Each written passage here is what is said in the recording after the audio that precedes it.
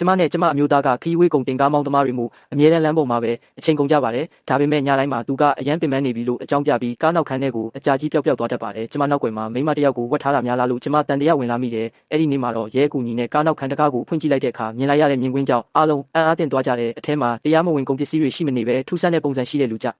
ဒီသုံးပစ္စည်းတစ်တာတွေအပြည့်ဖြစ်နေတာပါအခြေအနေကချက်ချင်းပဲအနေရခတ်သွားပါတယ်ရဲတွေကလည်းဒီလိုအိမ်တွင်းရေးပြဿနာလေးနဲ့ပြည်သူအင်အားကိုဖြုံးတီးရမလားဆိုပြီးကျမကိုအဲ့ဒီနေရာတင်စုပူကြပါတော့တယ်ကျမအမျိုးသားကလည်းအခွင့်အရေးကိုအမိရဖမ်းပြီးချက်ချင်းပဲတောင်းပန်စကားဆိုပါတယ်ဒီပစ္စည်းတွေကိုတည်တာကအပေါ်ဝင်ငွေရအောင်လို့ပါကျမတိသွားရင်စိတ်ဆိုးမှကြောက်ပြီးရှက်တာနဲ့အခုလိုတုတ်ပြန်မိတာပါလို့သူကပြောပါတယ်ကျမလည်းရှက်လဲရှက်စိတ်လဲမကောင်းဖြစ်သွားတာကြောင့်သူ့ကိုချက်ချင်းပြန်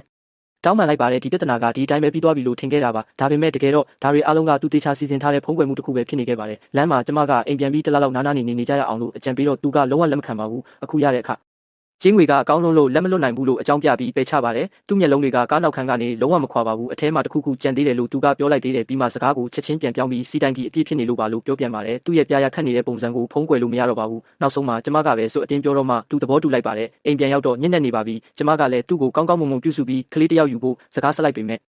စိတ်ကူးရင်လို့ကောင်းနေတော့မှပဲအပြင်မှာတယောက်ကကားကိုလာနိုင်နေတယ်လို့အတန်ကြားတယ်ဆိုပြီးသူချက်ချင်းပြောပါတယ်အင်ဂျီတောင်ကောင်းမဝေးရသေးခင်သူအပြင်ကိုပြေးထွက်သွားတာပါဒါပေမဲ့ကျမပြတင်းပေါက်ကနေလှမ်းကြည့်လိုက်တော့အပြင်မှာဘယ်သူမှမရှိပါဘူးဘာကြောင့်များသူကဘာထက်မဆိုဒီကားကိုပဲတဲတဲလို့ဂယုစိုက်နေရတာလဲဆိုတာကျမနားမလည်နိုင်တော့ဘူးတော်တော်ကြာမှသူပြန်ဝင်လာတော့လူကအင်အားကုန်ခန်းနေပြီးအိယာပေါ်ပြစ်လဲကအတူနေဖို့ကိုလည်းလုံးဝစိတ်မဝင်စားတော့ပါဘူးကျမမှာတော့စိတ်ပြက်လက်ပြက်နဲ့ပဲလှဲနေခဲ့ရတယ်အဲ့ဒီနေ့ကစပြီးသူ့ရဲ့အပြုတ်မှုတွေကပိုပြီးထူးဆန်းလာပါတယ်သူကကားပေါ်မှာပဲတနေကုန်တနေခင်းနေပါတယ်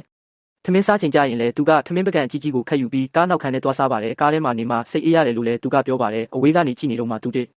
ရောက်နဲ့စကားပြောနေတဲ့အတန်ကိုကြားလိုက်ရတော့ကျမကြောချမ်းသွားမိတယ်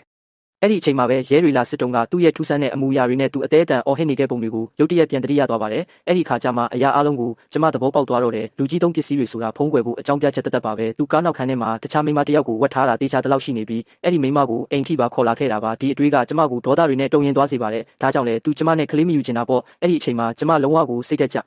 သွားခဲ့ရပါတယ်ဒါကိုကျမဆက်ပြီးတီးမခံနိုင်တော့ဘူးဒီရက်ဆက်တဲ့အမှန်တရားကိုကျမကိုယ်တိုင်ပဲဖော်ထုတ်ပြတော့မယ်လို့ဆုံးဖြတ်လိုက်ပါတယ်